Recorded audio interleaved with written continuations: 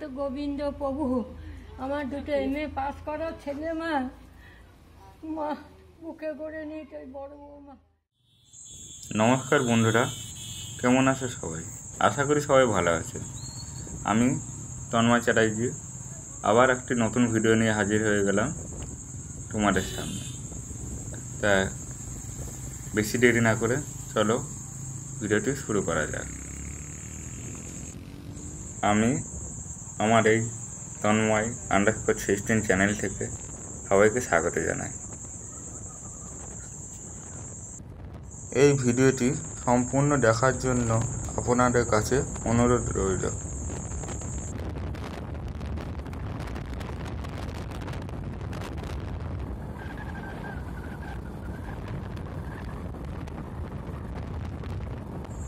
আমি পলাশী মনুমেন্ট পার হয়ে এবার বাঁশড়া গ্রামের দিকে রওনা হচ্ছি।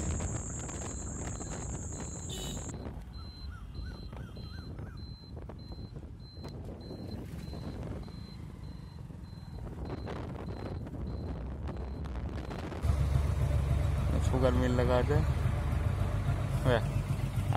এবার আমি পলাশী গঙ্গা পার হচ্ছি। এখানে আমার যেহেতু মোটরসাইকেল আছে তাই আমার পারাপার খরচ পড়েছে 2 পারাপারে 30 টাকা, আর যেগুলো 4 চাকার গাড়ি আছে সেই পারাপারে খরচ পড়েছে 2 পারাপারে 260-70 টাকা মতো, মানে 250 টাকায় ধরুন।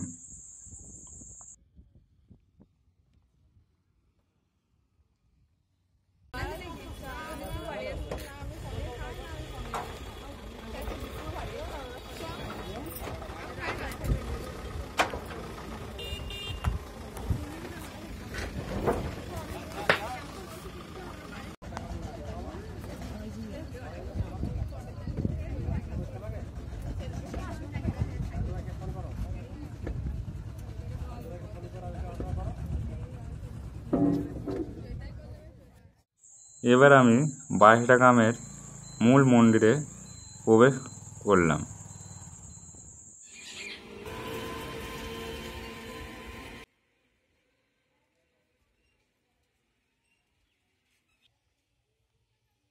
ভিডিওর শুরুতেই আপনাদের কাছে একটি ছোট্ট রিকোয়েস্ট করব, যদি ভিডিওটা ভালো লেগে থাকে অবশ্যই কমেন্ট বক্সে কমেন্ট করে জানাতে ভুলবেন না, কারণ আপনাদের প্রতিটা কমেন্ট আমাকে আরও বেশি উৎসাহ দেয় নতুনত্ব স্থানের নতুনত্ব ভিডিও আপনাদের কাছে যেন তুলে ধরতে পারি।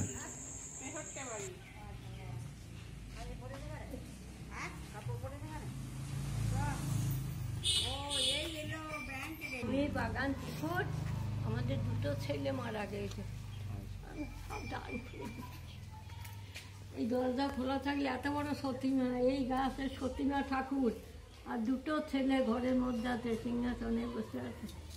কোথায় সেই বোম্বে থাকে না কোথায় থেকে মার্বেল পাথর। আষাঢ় মাসে এখন 1 মাস রান্নার লোক থাকবে, উৎসব হবে, লোকজন খাওয়াবে কমিটিরা। হ্যাঁ, আমিও যা পারবো দান করব। আমার তার কেউ নয়, আমার তো গোবিন্দ প্রভু। আমার দুটো MA পাস করা ছেলে মা বুকে করে নিয়ে বড় বৌমা। ওম নমো ভগবতে বাসুদেবায়। কৃষ্ণায় বাসুদেবায় হরয়ে পরমাত্মনে প্রণত ক্লেশনাশায় গোবিন্দায় নমো নমঃ। নবীনাং হেম গৌরাঙ্গীং পূর্ণানন্দবতীং সতীং বৃষভানুসুতাং দেবীং বন্দে রাধাং জগৎপ্রসূম। নীলোৎপলদল শ্যামং যশোদানন্দনন্দনম গোপিকাময় নন্দনং বন্দে গোপালং প্রণমাম্যহম। আমি শ্রী মানিক গোস্বামী, বাছড়া মুর্শিদাবাদ জেলার বেলডাঙ্গা 2 নম্বর ব্লকের অন্তর্গত রামনগর বাছড়া গ্রাম পঞ্চায়েতের অধীনে বাছড়া একটি গ্রাম। এই গ্রামের আমি অধিবাসী শ্রী মানিক গোস্বামী। আমরা এই বাছড়া গ্রামে প্রায় 15 ঘর গোস্বামী পরিবার আমরা আছি। আমাদের পূর্বপুরুষ পরমানন্দ গোস্বামীর 7 পুত্র এবং 1 কন্যা ছিলেন। তারা বহু পূর্বে আমাদের শ্রী অদ্বৈত পরিবারের কাছে দীক্ষা গ্রহণ করে আমরা গোস্বামী পদবি পেয়েছিলাম এবং আমরা বাৎস গোত্রের অন্তর্গত। আমাদের এই পরমানন্দ গোস্বামী রামকানাই প্রভুর সেবায়িত ছিলেন এবং একজন সাধক ছিলেন। পূর্বে আমাদের বাড়ি ছিল জয়নগর, মজিলপুর, দক্ষিণ 24 পরগনা জেলার। পরবর্তীতে তারা রামনগরে বটডাঙ্গা গ্রামে বসবাস শুরু করে।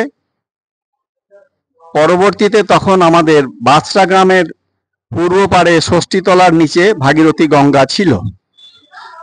পরবর্তীতে সেই গঙ্গা পূর্ব দিকে আস্তে আস্তে দিক পরিবর্তন করার ফলে আমাদের বটডাঙ্গা গ্রামের যে সমস্ত মন্দির এবং বসবাস ছিল পূর্বপুরুষের, সেগুলো সব ভাগীরথীর তীরে ভেসে যায়, ভগ্ন হয়ে যায়। পরবর্তীতে তার সমস্ত শরিকগণ বিভিন্ন গ্রামে তারা বসবাস শুরু করে। আমাদের কিছু পূর্বপুরুষ বাছা গ্রামে, আরো কিছু এরেরডাঙ্গা বলে একটি গ্রাম আছে নদিয়া জেলায়, কালীগঞ্জ নদিয়া জেলায়, হরিনাথপুর, বেথুয়াডহরি, বহরমপুর, বাজরা গ্রাম, আলোগ্রাম মুর্শিদাবাদ জেলার ভরতপুর থানার অন্তর্গত, আমলাই ইত্যাদি বহু গ্রামে আমাদের শরিকগণ ছড়িয়ে ছিটিয়ে বসবাস শুরু করে। আমাদের কুলদেবতা রামকানাই, বলরাম এবং কৃষ্ণ, সেই সঙ্গে আরো অন্যান্য বিগ্রহ আমাদের গ্রামে আছে। রাধাকান্ত, রাধারানী, মদন গোপাল, প্রচুর শালগ্রাম শিলা, অন্নপূর্ণা দেবী, বসু জাহ্নবী, নৃসিংহদেব ইত্যাদি আরো অনেক বিগ্রহ আমাদের বাছরা গ্রামে পূজিত হয়। কিন্তু আমাদের এই যে কুলদেবতা রামকানাই, এর একটি ইতিহাস বলি। শ্রীমদ্ ভাগবতে প্রথম স্কন্ধের প্রথম অধ্যায়ের 20 নম্বর শ্লোকে এই কথাটি উল্লেখ আছে। অ্যাকচুয়ালি আমাদের বলরামের ধ্যানে পাওয়া যায় যে বলরামের গায়ের রং শুভ্র অর্থাৎ সাদা, কিন্তু আমাদের যে বলরামটি, এই বলরামটির গায়ের রং হচ্ছে কৃষ্ণবর্ণ। কারণ ভাগবতের প্রমাণ আছে যে ভগবান কৃষ্ণকে রক্ষা করার জন্যে বলরাম কৃষ্ণ সেজে অনেক লীলা বিলাস করেছিলেন। তার নিজের রূপটিকে গোপন রেখে সেই রূপটির বলরাম অর্থাৎ কালো কৃষ্ণ বর্ণের যে বলরাম, সেটি আমাদের এই বাছরা গ্রামে আছে। আর একটি আছে ভারতবর্ষের মধ্যে, সেটা নন্দগাঁয়ে যে বলরামটি আছে, সেই বলরামটির গায়ের রং কৃষ্ণবর্ণ। অ্যাকচুয়ালি তো বলরামের বাহন অর্থাৎ তার তো বাঁশি নেই, নাঙল এবং শিঙা, কিন্তু আমাদের এখানে যে বলরামটি আছে সে কিন্তু কৃষ্ণ রূপে সজ্জিত। তাই বলরাম কৃষ্ণ ভাতৃপ্রেমে এত ভাতৃপ্রেম যে সেই ভাইকে রক্ষা করার জন্যে উনি এই কৃষ্ণ সাজে সজ্জিত হয়ে এই লীলাবিলাস করেছিলেন। এই হচ্ছে আমাদের রামকানাইয়ের ইতিহাস। এখন আমাদের বহু কষ্টের মধ্যেই এই সেবা কার্য চলে, কারণ আমাদের শরিকগণ বাছরা গ্রামে যারা বসবাস করে তারা খুবই দুস্থ। আমি মানিক গোস্বামী, আমাদের বহুদিনের একটি ইচ্ছা যে একটি মন্দির এখানে বিশেষ প্রয়োজন আমাদের, কারণ সমস্ত বিগ্রহ আমাদের বাড়ি বাড়ি ঘুরে ঘুরে সেবা কার্য চলতো। সেই জন্যে মন্দিরের একটা বিশাল প্রয়োজন, সেটা আমি আজ থেকে 20 বছর আগে এটাকে উপলব্ধি করেছিলাম। কিন্তু তার জন্য তো অর্থের প্রয়োজন। সেই জন্যে অনেক বাধা বিপত্তি কাটিয়ে উঠে আমি যেখানে মন্দির বানিয়েছি, এই মন্দিরের যে জায়গা, এই জায়গার একটি ইতিহাস আছে। এখানে এই যে বাড়িটি, এই বাড়িটির আমার সম্পর্কে দাদু হতেন শ্রী কার্তিক চন্দ্র গোস্বামী। তিনাকে চণ্ডী ঠাকুরুন বলে একজন সতী মায়ের ভক্ত সাধিকা, তিনি এখানে বসবাস করতেন। পরবর্তীতে এই গ্রামের এই বাড়িতে যখন বারোয়ারি, আমাদের এই বাজরার ষষ্ঠীতলার বারোয়ারি সৃষ্টি হয়নি, তখন এখানে দুর্গাপূজাও হতো এই বাড়িতে। পরবর্তীতে চণ্ডী ঠাকুরুন, যিনি সতী মায়ের সেবায়িত ছিলেন, তিনি এই বাড়িটি কার্তিক গোস্বামীকে দান করে যায়। পরবর্তীতে কার্তিক গোস্বামীর বৌমা ভগবতী গোস্বামী, দুঃখের বিষয়, তার স্বামী এবং তার 2 পুত্র অকাল মৃত্যু হওয়ার জন্যে, তারও সেবা কার্য চালাবার জন্য তখন আমাদেরকে বলে এবং এই জায়গাটি দান করে। এই দানের ওপরেই আমাদের এই মন্দির নির্মাণ করা হয়েছে। পরবর্তীতে আমরা এই মন্দিরটি শ্রী শ্রী সতীমা এবং রামকানাই জিউ ট্রাস্ট নির্মাণ করি এবং এটাকে রেজিস্ট্রেশন করি। এটা ট্রাস্টি বোর্ডের আন্ডারে আমাদের বর্তমানে এই মন্দিরটি আছে। এখানে কমিটি আছে, আমাদের প্রতি মাসে এখানে সভা হয়। আমাদের এখানে যে অনুষ্ঠানগুলি হয়, মূল অনুষ্ঠান সেটা হচ্ছে জন্মাষ্টমী, রাধা অষ্টমী এবং পঞ্চম দোল। এই অনুষ্ঠানগুলি এখানে এই গ্রামের বা এই অঞ্চলের সমস্ত মানুষের, শিষ্য ভক্ত সবারই সহযোগিতায় আমরা এগুলা যথাসাধ্য করার চেষ্টা করি। এই মন্দিরটি প্রতিষ্ঠিত হয়েছে 2024-এর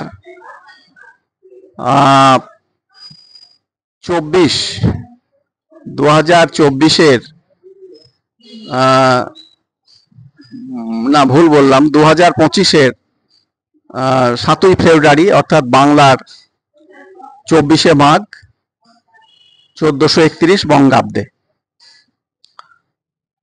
যাই হোক, আমাদের এই বাছড়া গ্রামে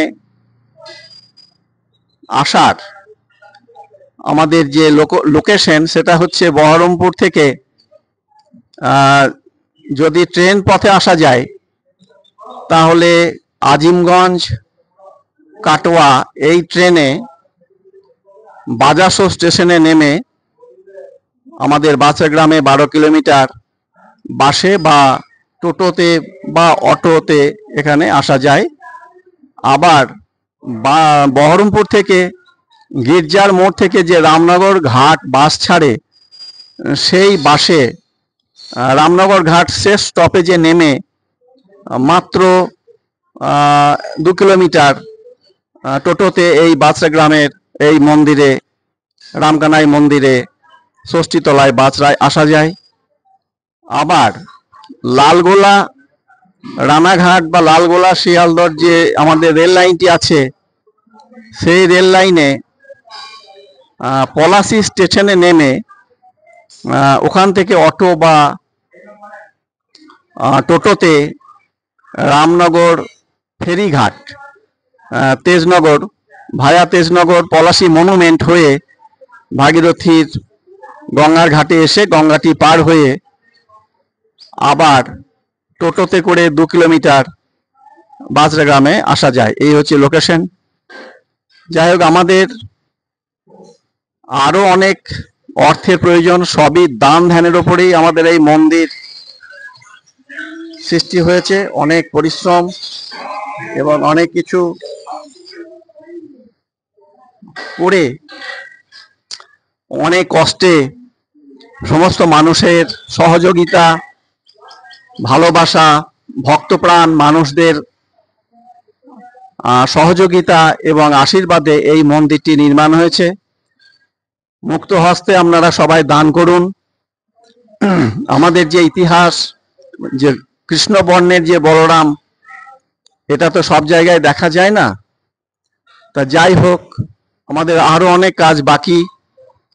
আমাদের সামনের দিকে নাট মন্দিরের একটি প্রয়োজন, পিছনের দিকে ভক্তদের প্রসাদ পাওয়ার জন্য একটি ব্যবস্থা, এগুলাও আমাদের প্রয়োজন। এখন সবই আমি বা আমরা করব বললে তো হবে না, সবই ভগবান কৃষ্ণ এবং রামকানাইয়ের ইচ্ছার ওপরেই এগুলা ঘটবে। যাই হোক, আমাদের লক্ষ্য যদি স্থির থাকে বা তাঁর আশীর্বাদ যদি আমাদের থাকে, তাহলে আমরা নিশ্চয় আস্তে আস্তে আমরা এগিয়ে যাব এবং আস্তে আস্তে আমরা এগুলা করতে পারবো। যাই হোক, সবকিছুই আমাদের অর্থের প্রয়োজন, দানের ওপরেই সবকিছু আমাদের হয় নির্ভরশীল। তাই আপনারা যে যেখানে আছেন তারা আশীর্বাদ করবেন এবং এখানে আশীর্বাদ পেতে এখানে আসবেন এবং মুক্ত হস্তে আপনাদের সামর্থ্য মতো দান করবেন, এই আশা রেখে আমি ভগবান কৃষ্ণ এবং আমাদের কুলদেবতা রামকানাই, রাধাকান্ত, মদন গোপাল সমস্ত বিগ্রহকে প্রণাম জানিয়ে আমি এখানেই শেষ করছি। মা সিন্ধো দীনবন্ধো জগৎপতে গোপেশ গোপিকা কান্ত রাধা কান্ত নমস্তুতে। এখানে সতী মায়েরও একটি মূর্তি আছে, ঘোষপাড়ায় যে সতী মা আছে সেই সতী মায়ের আদি পীঠ ছিল এখানে। একটা ডালিম গাছ, এখানে ডালিম গাছের তলায় আমি বসে আছি। এই ডালিম গাছটি এর বয়স কত বলা যায় না, আনুমানিক 1000 বছর আগেকারই এই ডালিম গাছটি। প্রথমে মাঝখানে এটি খুব রুগ্ন অবস্থায় হয়ে গিয়েছিল, পরবর্তীতে গোড়াটি বাঁধিয়ে এখানে করা হয়েছে। শোনা যায় বহু পূর্বে যখন চণ্ডী ঠাকুর এই বাড়িতে থাকতেন, তখন নাকি এখানে এখানকার ধুলো বা এখানে গড়াগড়ি দিলে পরেই অনেক মানুষের রোগ সেরে যেত। তো এইগুলো আমরা অনেক যারা বৃদ্ধ মানুষ তাদের মুখ থেকে এগুলো আমরা শুনতে পাই। যাই হোক, এই বাড়িটির একটি খুব মাহাত্ম্য বহু পূর্বে ছিল। যাই হোক, আপনারা এখানে সকলে আসবেন এখানে এবং মুক্ত হস্তে দান করবেন। জয় নিতাই। আমি শ্রী মানিক গোস্বামী, আমি এই ট্রাস্টি বোর্ডের সম্পাদক এবং আমার ভাই দেবীপ্রসাদ গোস্বামী, এই বাসরাগ্রামই বাড়ি, সে এখানকার সভাপতি এবং সহসভাপতি এই গ্রামেরই তাপস মণ্ডল, সহ সম্পাদক সুভাষিস মিশ্র এবং আরো অনেক পরিচালন কমিটিতে আছেন, তাদের সহযোগিতায় এটা গড়ে উঠেছে। আমি শ্রী মানিক গোস্বামী ব্যক্তিগতভাবে আমি পূজাপাঠ, যাগযজ্ঞ, পঞ্চাঙ্গ সস্তায়ন, গীতা পাঠ, চণ্ডী পাঠ, গীতা যজ্ঞ, চণ্ডী যজ্ঞ ইত্যাদি এই সমস্ত করে থাকি এবং সেই সঙ্গে আমি জ্যোতিষ শাস্ত্রের উপরে আচার্য অর্থাৎ MA করেছি এবং আমি ঠিকুজি কুষ্টি তৈরি করি। দূর দূরান্ত থেকে বহু মানুষ আমার কাছে আসে এবং তারা অনেকেই উপকৃত হয়েছে। তাদের সহযোগিতাতেই এই মন্দির গড়ে উঠেছে। আরো অনেকে সহযোগিতা করেছে, তবে আমার অনেক ভক্তবৃন্দ মানুষ তারা আমার কাছে ঠিকুজি গোষ্ঠী বানায়, রত্ন ধারণের ব্যবস্থা এবং পূজা পাঠ, যাগযজ্ঞের মাধ্যমে যেমন মাঙ্গলিক দোষ, কাল সর্প দোষ, এগুলাকেও আমরা শান্তি করে থাকি। সেই সঙ্গে আমি ছোটবেলা থেকে আমাদের বাড়িতে একটি গান বাজনার নেশা ছিল, তাই আমি তবলাটে পড়ে MA ইউজ করেছি। এখানে একটি স্কুল আছে গানের, আমার গানের সম্পাদক আমি, ললিত পঞ্চম সঙ্গীত বিদ্যালয় এবং সেখানকার সভাপতি শ্রী রাসবিহারী বিশ্বাস। বর্তমানে তার বাড়ি রামপাড়া, মুর্শিদাবাদ জেলার বহরমপুরে উনি থাকেন। 1991 সালে এই স্কুলটিকে আমি স্থাপিত করেছিলাম, এখনো সেটা চলে আসছে। যাই হোক, আমি ইতিপূর্বে আকাশবাণীতে তবলা বাজাতাম, কিন্তু বর্তমানে সাংসারিক চাপ এবং কাজের কর্মক্ষেত্রে আমি এখন ওখান থেকে কিছুটা পিছিয়ে এসেছি।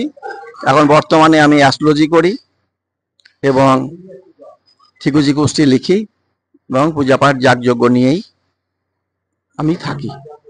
আপনাদের কারো প্রয়োজন হলে যোগাযোগ করবেন। আমার মোবাইল নাম্বার 9732954094, 9732954094। এই নাম্বারে আপনি যোগাযোগ করবেন, তাহলেই আমি আনন্দিত হব এবং পরবর্তীতে যাতে আমাদের এই মন্দির আরো উন্নতি হয় এই আশা রেখে আমি এখানেই শেষ করছি। নারকেল গাছ দুটো কেটে দিয়ে এইখান থেকে পায়খানা ঘরটাকে উড়িয়ে দিয়ে পায়খানা ঘরটা ওই পিছনে চলে যাবে। আচ্ছা আচ্ছা। তাহলে এইখান থেকে মন্দির বরাবর এটা প্রায় 600 স্কোয়ার ফুট যদি আমরা নিয়ে একটা কিছু করতে পারি, হ্যাঁ, তাহলে ভক্তদের এখানে এখানে ফাঁকা বা প্রচুর প্রসাদ খাওয়া হবে। আর এই শুধু করে এই দিকটায় হ্যাঁ অন্তত 300-400 লোকের যখন রান্না হবে তখন তার এই ঘরে হবে না, না, তখন এখানে একটা রান্নার ব্যবস্থা থাকবে। এই সাইড আচ্ছা আচ্ছা। এই সাইডটাতে ভক্তবৃন্দদের বসে বসাবো। পিলার দিয়ে যদি ছাদ পাড়া দিয়ে জয় নিতাই, হরে কৃষ্ণ। শ্রী শ্রী সতীমা এবং রামকানাই জি ট্রাস্টের অধীনে আমাদের এই যে মন্দির আমরা তৈরি করতে পেরেছি সবারই শিষ্য ভক্ত এবং সবারই সহযোগিতায়। এখানে আমাদের দৈনন্দিন পুরোহিত প্রতিদিন পূজা পাঠ করেন, তিনি হচ্ছেন উত্তম গোস্বামী। এইদিকে এই যে আমার পাশেই বসে আছে উত্তম গোস্বামী। উত্তম গোস্বামী ইনি আমাদের গোস্বামী পরিবারেরই একটি ছেলে, খুবই সৎ ছেলে এবং খুব দুস্থ পরিবার। যাই হোক, এ আমাদেরই একজন ভাইয়ের মতো। এ আমাদের এই মন্দিরের পূজা পাঠ, দৈনন্দিন পূজা পাঠ এগুলো করেন। আর একটি কথা, আমাদের যে রামকানাই অর্থাৎ যে কুলদেবতা, সেটা কিন্তু অন্যান্য গ্রামে, বিভিন্ন গ্রামে কিন্তু ঘুরে বেড়ায়। আমাদের বাদশা গ্রামে আষাঢ় মাসের 10 তারিখ থেকে মন্দিরে আমাদের থাকে 19শে শ্রাবণ পর্যন্ত এই মন্দিরে। পরবর্তীতে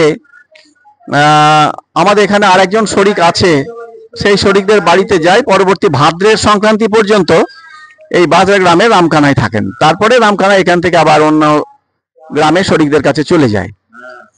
আর আমাদের যে অন্যান্য যে বিগ্রহগুলো, রাধাকান্ত, রাধারানী, মদন গোপাল, নারায়ণ, এগুলা কিন্তু এখানে 12 মাসই এখানে পূজিত হয়। ঠিক আছে, এই বলে শেষ করছি। আমার পাশে ডান দিকে যিনি বসে আছেন, ইনি শ্রী কার্তিক চন্দ্র গোস্বামীর স্ত্রী অমলা গোস্বামী, আর ওনার বৌমা ভগবতী গোস্বামী। এই বাড়িতে এই দুইজন মহিলা থাকেন। এই ভগবতী গোস্বামী এই জায়গাটা দান করেছে, যার জন্য আজকে আমরা এই মন্দির স্থাপিত করতে পেরেছি। ভগবতী কই, ভগবতী কই, তাড়াতাড়ি শুরু। হ্যাঁ, আমার এই পাশে যিনি বসে আছেন ভগবতী গোস্বামী, ইনি আমাদের এই জায়গাটি দান করেছেন বলে আমাদের এই মন্দির স্থাপিত হয়েছে। এর দুর্ভাগ্য, ইনার স্বামী সুতপা গোস্বামী, সেও 42 বছর বয়সে অকাল মৃত্যু, এবং তার 2 ছেলে সুনন্দন এবং সুপ্রিয় গোস্বামী, তারাও 27-28 বছরে 2টি ছেলেই অকাল মৃত্যু হওয়ার কারণে এদেরও রাধাকান্তের সেবায়িত আছে। সেই সেবাগুলো আমরা ট্রাস্টি বোর্ডে সব নিয়ে নিয়েছি, এদেরকে আর ঠাকুর পালা চালাতে হয় না। যাই হোক, এই শ্রী ভগবতী গোস্বামীর এই দানের উপরেই আজকে এই মন্দিরটা স্থাপিত হয়েছে।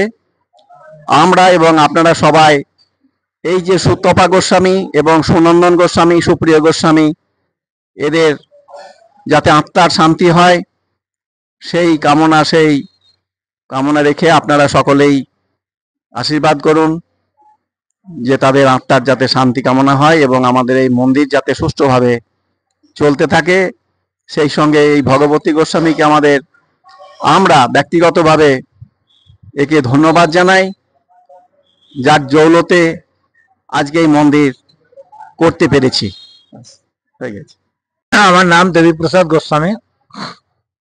আমি এই গোস্বামী বংশেরই একজন সদস্য। আমি কর্মজীবন হয়েছে, আমি বাসদা এমএসকে প্রধান শিক্ষক। হ্যাঁ, আর সেই সঙ্গে বিভিন্ন সংগঠন এবং এই দীর্ঘদিনের আমাদের প্রচেষ্টা, আমার দাদা মানিকচন্দ্র গোস্বামী আর আমি আর সুপ্রকাশ গোস্বামী তিনজন মিলে আমরা একটা পরিকল্পনা করি যে আমাদের কিভাবে এই জোট তৈরি করি, ঠাকুরের দিন সংখ্যা কমিয়ে ঠাকুরগুলোকে সিস্টেমেটিকভাবে চালানোর জন্য একটা প্রক্রিয়া শুরু করি।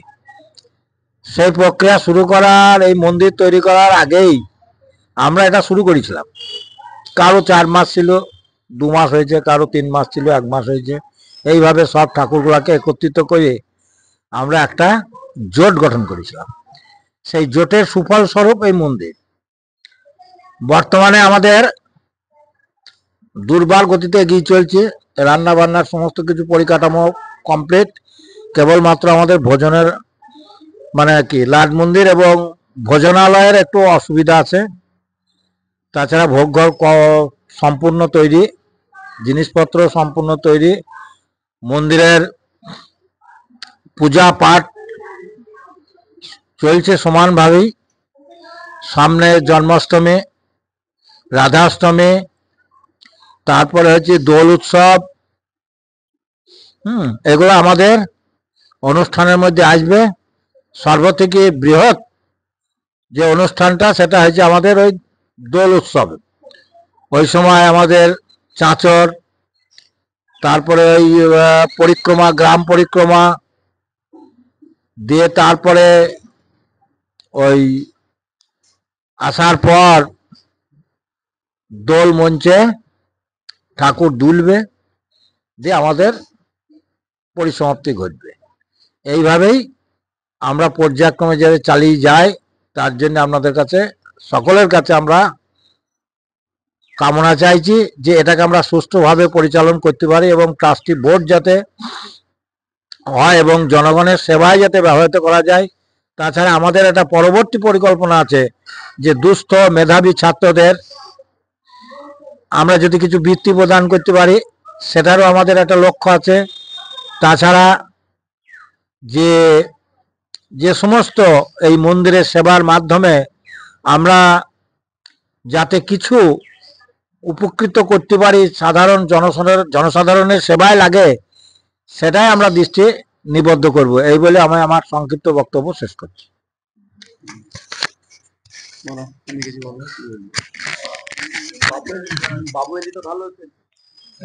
আমি সুকান্ত গোস্বামী, গোস্বামী পরিবারেরই একটা তরফের সদস্য। আমাদের এই মন্দির দীর্ঘদিনের প্রচেষ্টায় আজ স্থাপিত হয়েছে এবং এই মন্দির হওয়াতে গ্রামবাসী এবং আমাদের অঞ্চলের সবাই খুবই উদ্বুদ্ধ। একসঙ্গে সবাই জনমানসে একত্রিত হয়ে এই মন্দির উদ্বোধন করেছেন এবং সবাই এখনো পর্যন্ত একসঙ্গে মন্দির পরিচালনার জন্য সচেষ্ট। গ্রামবাসীরাও উদ্যোগ গ্রহণ করে। আমিও একজন পুরোহিত, পূজা অর্চনা করি এবং এই গোস্বামী পরিবারেরই। আমার বাবা পণ্ডিত সাক্ষীগোপাল গোস্বামী, উনিও বিদ্যারত্ন এবং ব্যাকরণ তীর্থ। উনি বয়স্ক, এখন বয়স হয়ে গেছে বলে এখন আসতে পারে না, বাড়িতে আছেন। উনিও দীর্ঘদিন পূজা অর্চনা করেছেন। এই পর্যন্ত আমি বললাম। আমার নাম সুপ্রকাশ গোস্বামী, আমি এখানে স্থানীয় বাসিন্দা। আমাদের এই দেবতা সব রামকানায় আমাদের বহুত পুরনো ঠাকুর। হ্যাঁ, তো আমরা এই গোস্বামী পরিবারের সদস্য। আবার এখানকার মন্দিরটা আমরা নতুন করে নির্মাণ করলাম। আগে তো সব ঠাকুর বাড়ি বাড়ি ঘুরে বেড়াতো, হ্যাঁ, তো এখন আর নতুন করে ঘুরে বেড়াবে না, এখন এই মন্দিরেই থাকবে। যেহেতু মন্দিরটা নির্মাণ করেছি এবং সবারই সহযোগিতায় আমরা মন্দিরটা নির্মাণ করেছি। হ্যাঁ, এটা, হ্যাঁ, আপনারা যদি এই মন্দিরে একটু সাহায্যের হাত বাড়িয়ে দেন আমরা খুব উপকৃত হব। হ্যাঁ, এই বলে আমার সংক্ষিপ্ত বক্তব্য শেষ করলাম। ধন্যবাদ সবাইকে, নমস্কার। হ্যাঁ, আপনারা সবাই আসবেন, ভালো থাকবেন, দেখবেন জায়গাটা খুব সুন্দর লাগবে। হ্যাঁ, আমাদের বহুত পুরনো ঠাকুর। হ্যাঁ।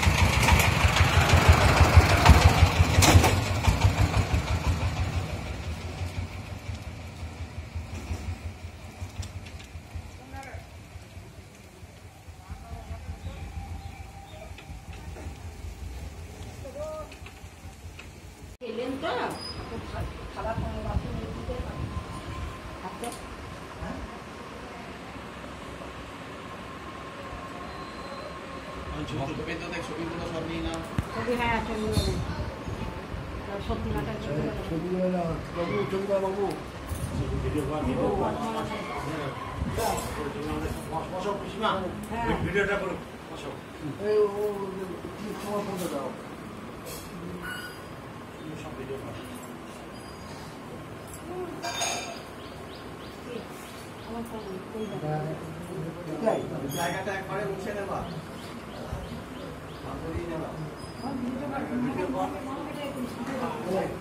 ভিডিও কর দিয়ে মামাকে পাঠা, তারপর মামার সাথে কথা বলিস, মামাকে পাঠিয়ে দে, মাসিমণিকে পাঠিয়ে দে, ভিডিও কর আমাদের ছবি তুলিস। হ্যাঁ,